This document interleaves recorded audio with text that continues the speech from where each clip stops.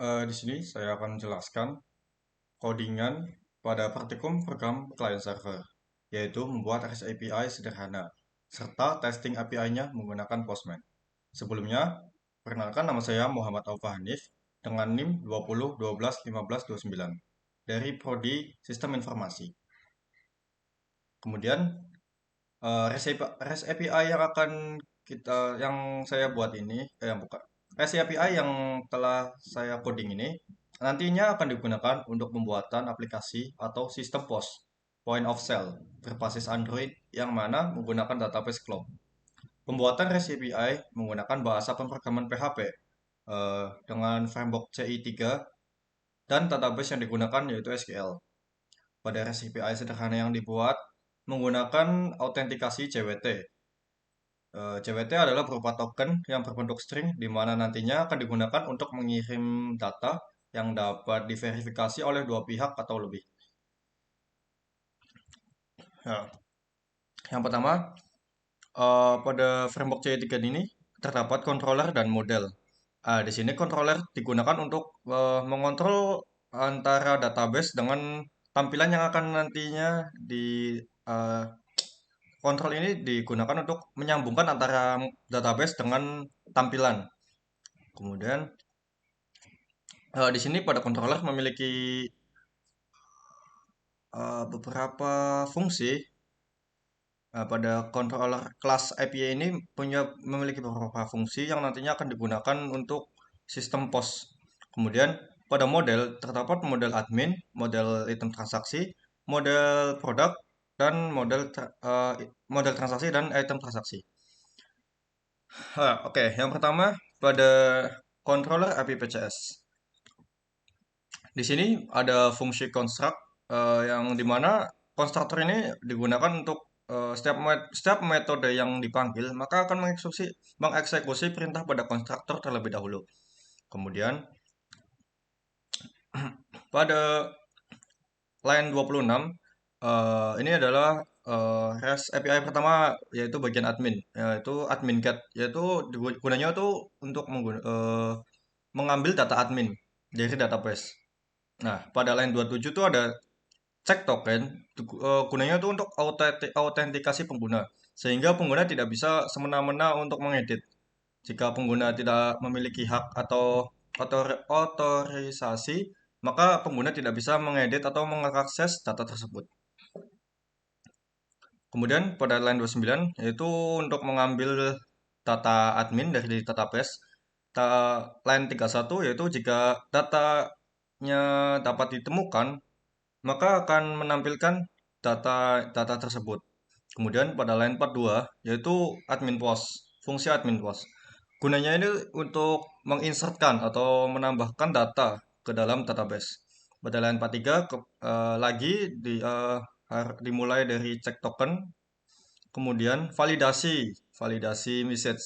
Di sini tuh data-data yang dimasukkan harus divalidasi terlebih dahulu sehingga data tersebut tidak tidak melenceng dari tipe data yang ada di database. Nah, yang pertama untuk email ini validasinya email tidak boleh kosong dan email juga harus sesuai dengan eh, formatnya, yaitu harus ada at bla bla bla dot dot gitu. Nah, di sini jika format email tidak sama atau ya tidak valid, maka akan mengeluarkan message format email tidak valid. Kemudian ada validasi password dan juga nama, yang mana tidak boleh kosong. Kemudian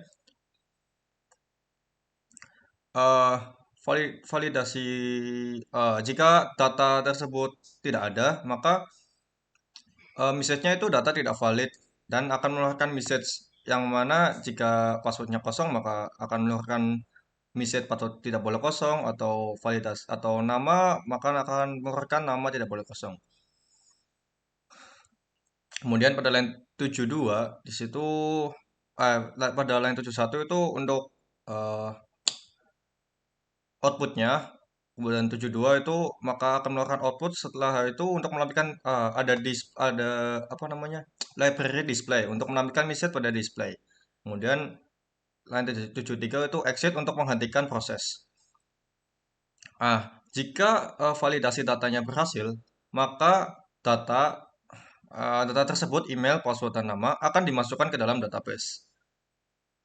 Kemudian, pada line 79, password ini akan di enkripsikan menggunakan MD5. Kemudian pada line 83, array tersebut atau array yang di atas akan diinsertkan ke menggunakan model admin pada fungsi insert admin. Kemudian, jika data berhasil atau jika data berhasil, maka akan keluar array, yaitu datanya itu true dan atau benar, kemudian message-nya itu insert berhasil, dan akan menampilkan data yang telah diinputkan tadi. Kemudian line 96 ada admin input. Admin input ini digunakan untuk mengedit data dari tabel admin. Eh, Seperti biasa, di dalam fungsi diawali dengan cek token, kemudian pendeklarasian variabel validasi message. Nah, di sini ada validasi email dan password serta nama, seperti di atas. Jika data tidak valid, maka akan mengeluarkan message seperti yang ada pada ini, pada line 100, contohnya pada 114 itu. Kemudian, jika validasi berhasil, maka email, password, dan nama akan diinputkan kembali, atau data yang sebelumnya akan diedit menggunakan data yang baru yang telah diinputkan.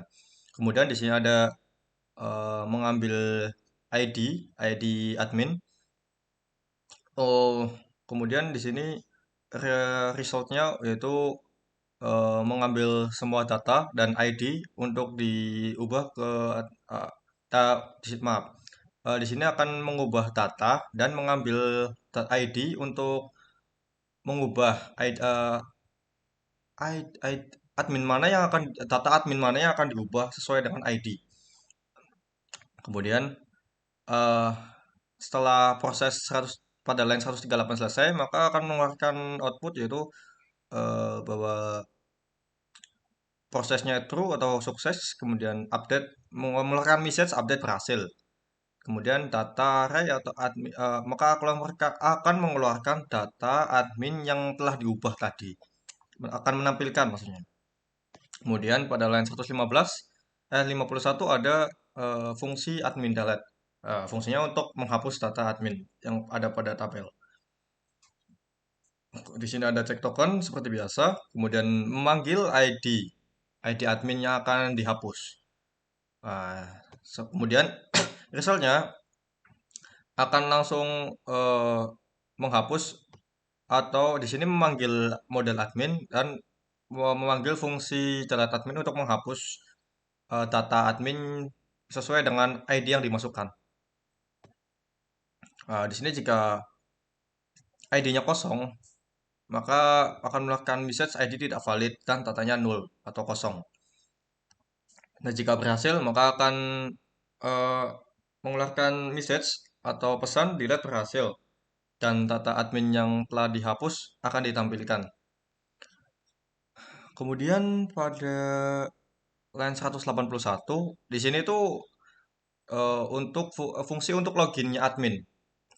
Jadi sebelum admin dapat mengubah data pada tabel, di sini tuh dibutuhkan login. Nah, di sini tuh menggunakan post, di mana itu pada line 182, di sini tuh akan mengambil data email sama password yang telah diinputkan agar dapat login. Kemudian di sini pada line 187 akan dicek apakah email dan password yang dimasukkan pengguna itu ada nggak sih pada tabel admin. Jika ada, maka email dan password, jika tidak ada, maka akan mengeluarkan message atau pesan email dan password tidak valid atau tidak ada datanya pada tabel. Kemudian jika datanya ada atau autentikasinya berhasil, maka yang pertama itu akan mendeklarasikan variable date dengan apa? Di sini itu maksudnya waktu ketika admin login. Nah, kemudian di sini akan nge-payload atau apa rasanya tuh? eh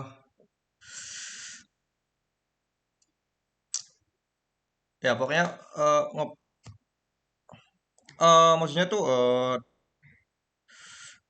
ya nge-payload payload itu termasuk dalam komponen dari JWT ya. Itu untuk memasukkan atau mendecode data agar dapat dilihat. Kemudian di sini ada payload payloadnya yang digunakan pilot pertama akan nge-payload ID, email dan IAT ini untuk eh, kapan sih token itu dibuat dan payload expired ini digunakan untuk kapan eh, token itu akan berakhir atau kadaluarsa. Kemudian pada line 208, jika autentikasi berhasil, maka message-nya akan keluar yaitu autentikasi berhasil dan datanya itu akan di result itu eh, mengeluarkan data admin dan apa ya, mengencode data payload tersebut. Akan keluar token maksudnya. Nah, token tersebut nanti akan digunakan saat untuk mengubah data. Jadi sebelum mengubah data itu harus memasukkan token tersebut terlebih dahulu. Kemudian token tersebut akan di autentikasi bukan jadi kalau misal tokennya itu udah kadaluarsa maka udah nggak bisa sudah tidak bisa untuk mengubah data maka harus login ulang. eh Kemudian di sini ada API produk. Yang pertama ada product get yang mana untuk mengambil data produk jika datanya ada atau jika apa ya saat pencarian datanya tersebut ternyata datanya ada maka akan mengeluarkan data produk tersebut. Kemudian yang pada line 241 ada product post untuk menginputkan data produk pada tabel. Di sini ada validasi admin ID yang mana itu tidak boleh kosong dan admin jika di sini tuh ada validasi admin. Apakah admin itu ada nggak sih di database? Jika ada, jika tidak ada, maka akan mengeluarkan message admin ID tidak ditemukan. Kemudian ada validasi nama, harga, dan juga di sini harga itu harus berupa numerik. Ada validasi harga itu harus berupa numerik. Jika atau berupa angka. Jika harga yang diinputkan berupa huruf atau simbol-simbol, maka akan mengeluarkan message harga harus berupa angka. Kemudian ada validasi stok dan juga stok ini juga harus berupa angka. Nah, jika validasinya itu bukan, jika datanya itu saat divalidasi itu ternyata ada yang tidak sesuai dengan format atau tidak sesuai dengan validasi, maka datanya itu tidak valid dan akan mengeluarkan eh, message-nya. Yang mana sih data yang enggak valid itu? Kemudian jika validasi data berhasil, maka akan mengumpulkan data tersebut dalam satu array yang mana akan diinputkan kepada database menggunakan fungsi insert product. Kemudian jika setelah insertnya dilakukan maka akan mengeluarkan data atau mengeluarkan output yaitu eh, insertnya berhasil dan akan mengeluarkan data data yang tadi telah dimasukkan. Kemudian fungsi produk put yaitu untuk produk mengedit data produk yang ada pada database. Seperti biasa ada cek token, kemudian validasi. Validasi di sini sama seperti yang di atas. Kemudian jika datanya tidak valid maka akan mengeluarkan message. Kemudian pada line 354 jika validasi berhasil maka akan mengubah atau ya untuk akan mengubah data yang ada pada database. Akan mengubah admin ID-nya, nama, harga, dan stok. Nah, kemudian di sini pada line 361 akan memanggil ID.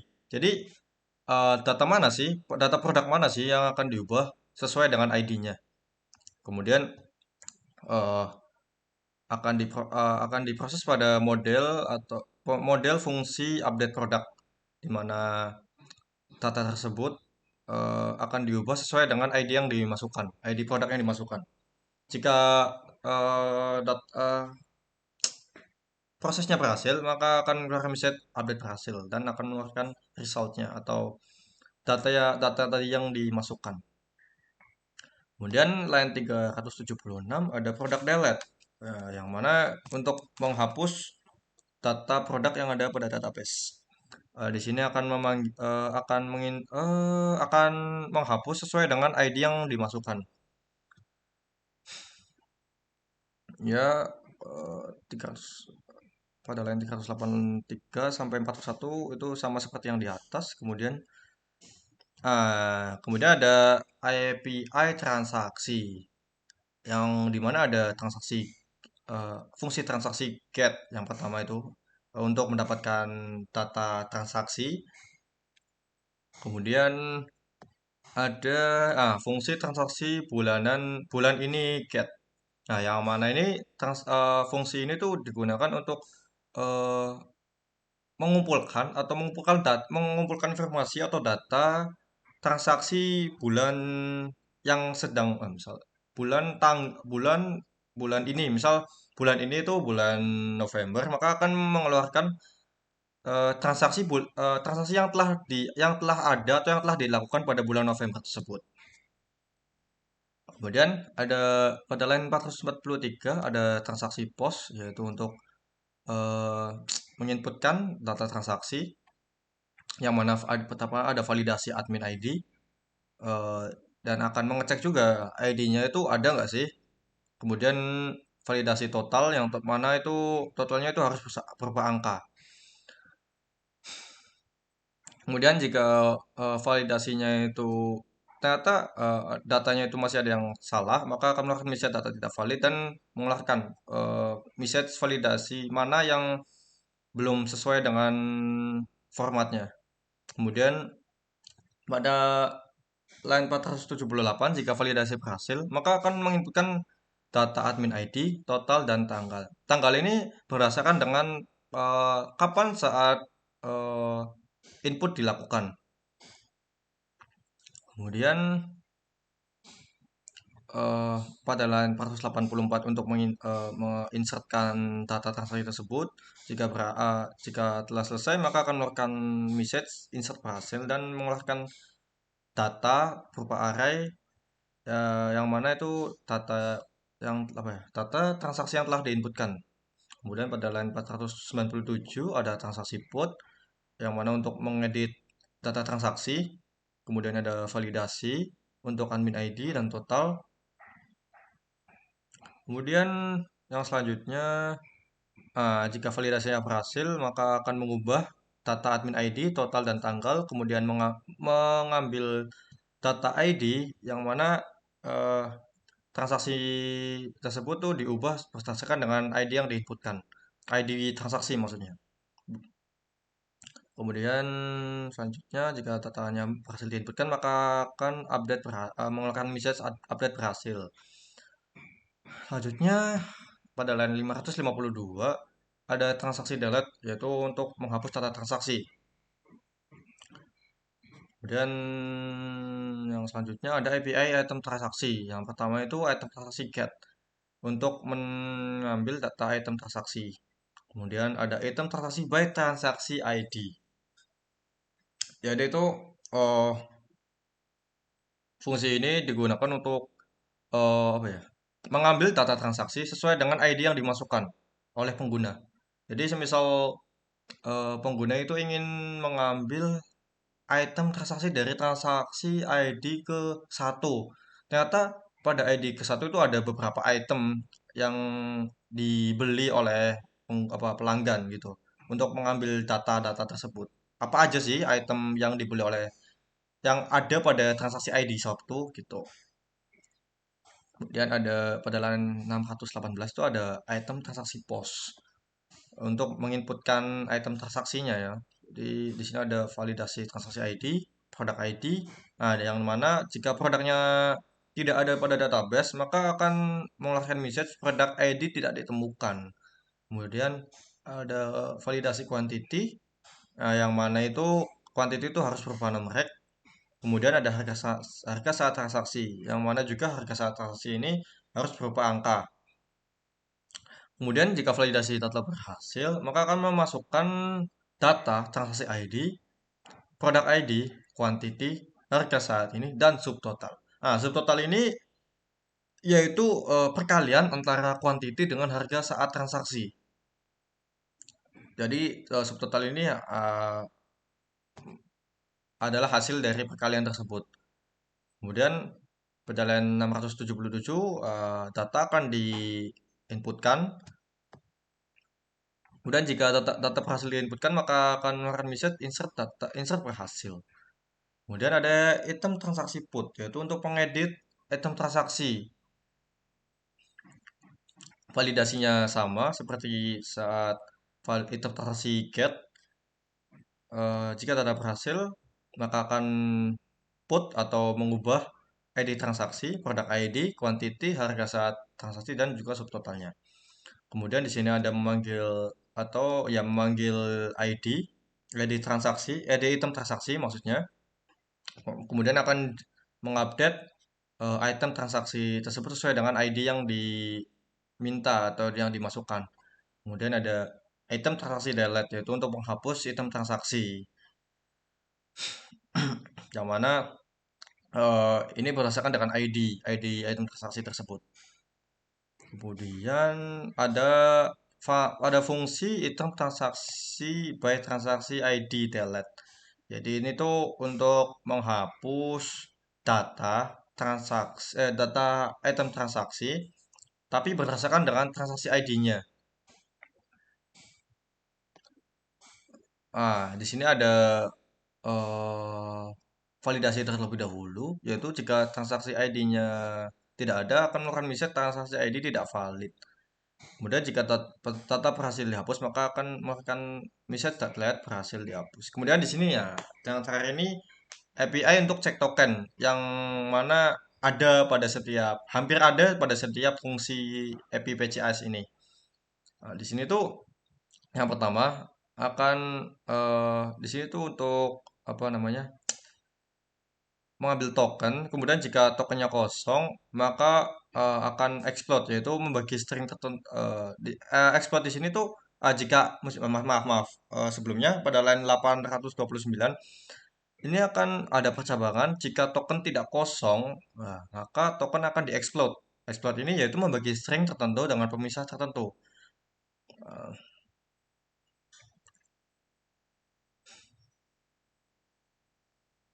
kemudian pada line 836 yaitu untuk mendecode token. Kemudian jika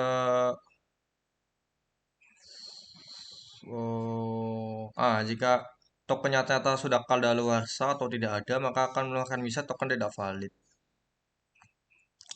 Sekian untuk yang controller APS. Sekarang akan lanjut ke modelnya. Yang pertama, pada model admin di sini ada fungsi construct untuk meload database. Ada get admin untuk mengambil data admin, insert admin untuk memasukkan, update admin untuk mengganti data pada tabel admin, delete admin untuk menghapus, dan cek login. Cek login ini tuh untuk mengecek apakah admin itu ada pada database atau tidak. Kemudian di sini ada check admin access. Nah, yang mana cek login admin itu untuk mengecek apa admin ada atau tidak. Cek login admin itu untuk mengecek apa ya? eh Kalau apa? Kalau admin tuh login atau bukan STP where itu untuk mengecek data, kemudian untuk membandingkan dengan apa data admin. Kemudian ada produk, model produk. Model produk pertama untuk meload ada fungsi construct untuk meload database, kemudian ada fungsi get product yang mana itu akan menyelect produk ID, produk admin ID, produk ID, admin ID, nama admin, nama, harga sama stok. Di sini ada join antara tabel produk dan admin yang mana ID admin sama dengan produk admin underscore ID. Kemudian ada insert produk untuk memasukkan data produk, update produk, delete produk, dan juga cek produk cek produk access. Yang mana untuk mengecek apakah produk itu ada pada database atau tidak. Kemudian model transaksi. Model transaksi ini yang pertama ada fungsi construct untuk meload database, kemudian get transaksi untuk mengambil data transaksi ada, dan juga ada fungsi get transaksi bulan ini untuk mengambil data transaksi pada bulan saat eh, ingin mengambil datanya. Kemudian ada insert transaksi untuk menginputkan update transaksi, delete transaksi, dan cek transaksi access.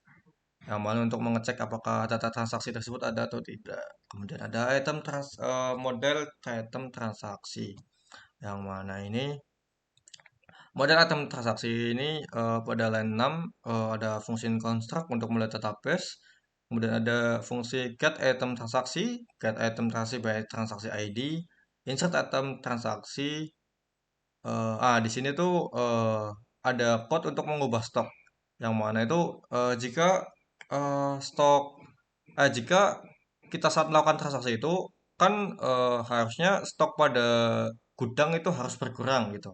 Nah, gini ini itu untuk ada code untuk mengubah data stok tersebut.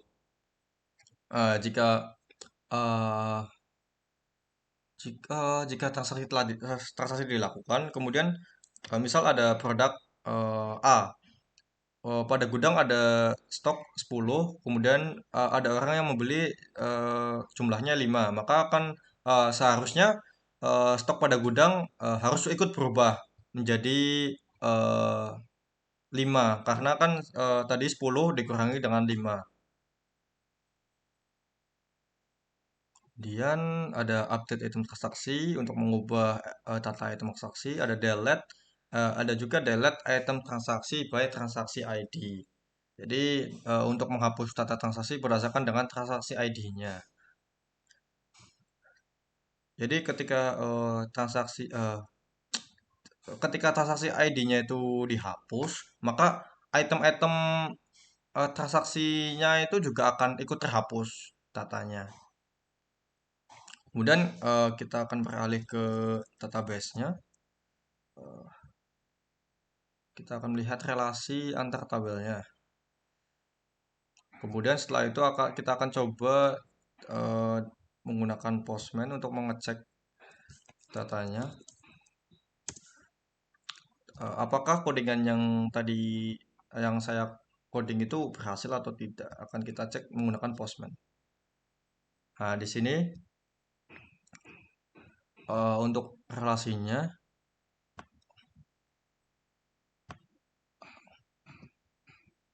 di sini ada 4 tabel ya, admin, produk, transaksi sama tabel item transaksi. Yang mana eh, pada admin ini ada ID sebagai primary key, kemudian pada produk ada ID produk itu sebagai primary key, kemudian ada admin ID sebagai foreign key yang mana merujuk pada data pada tabel admin, kemudian pada transaksi juga mengambil data admin. Pada item transaksi ini mengambil data ID transaksi dan juga produk ID. Kemudian kita akan coba codingan tersebut menggunakan Postman. Apakah fungsi-fungsi yang saya coding itu berhasil atau tidak? Nah, yang pertama itu sebelum kita mengubah data atau melakukan sesuatu, kita harus login terlebih dahulu. Nah, di sini akan saya login terlebih dahulu. Nah, kemudian di sini terdapat token. Token ini itu untuk digunakan untuk kita apa ya? Otorisasi ya, seperti otorisasi seperti itu. Jadi token ini berguna agar kita dapat mengedit data. Kemudian kita memasukkan token. Selanjutnya kita akan coba yang admin get. Kita coba. Nah, di sini tuh ada data-data yang ada pada tabel admin ya. admin kita tuh menampilkan data-data admin pada tabel admin, kemudian ada postget admin. Sini gunanya untuk menginputkan data admin. Di sini akan saya coba nama Hanif, email Hanif, oh, maaf.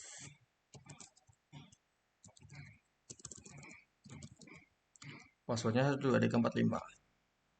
Nah, token tidak valid karena tokennya belum diubah. Sebentar. Nah, sudah diubah, kita akan send ulang. Insert berhasil.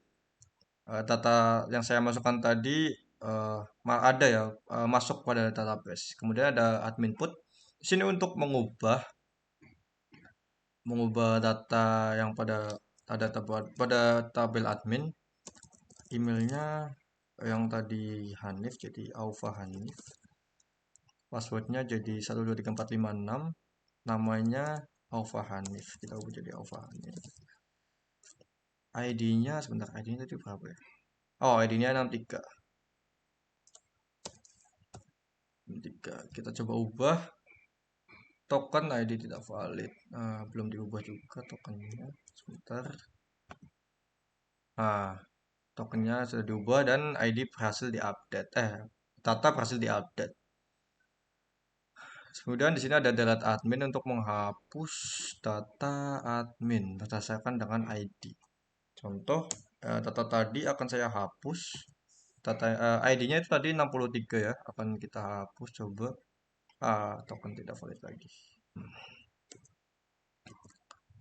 Kita coba hapus. Nah, delete berhasil. Ini data yang tadi dihapus. ID-nya 3, emailnya Alfa Hanif, passwordnya ini di enkripsi dengan MD5, kemudian namanya Alfa Hanif. Kemudian kita akan coba ke produk terlebih dahulu. Kita ubah tokennya. Di sini kita send. Nih. Kita dapat data-data dari tabel produk. Kemudian ada post produk. Kita akan coba ubah.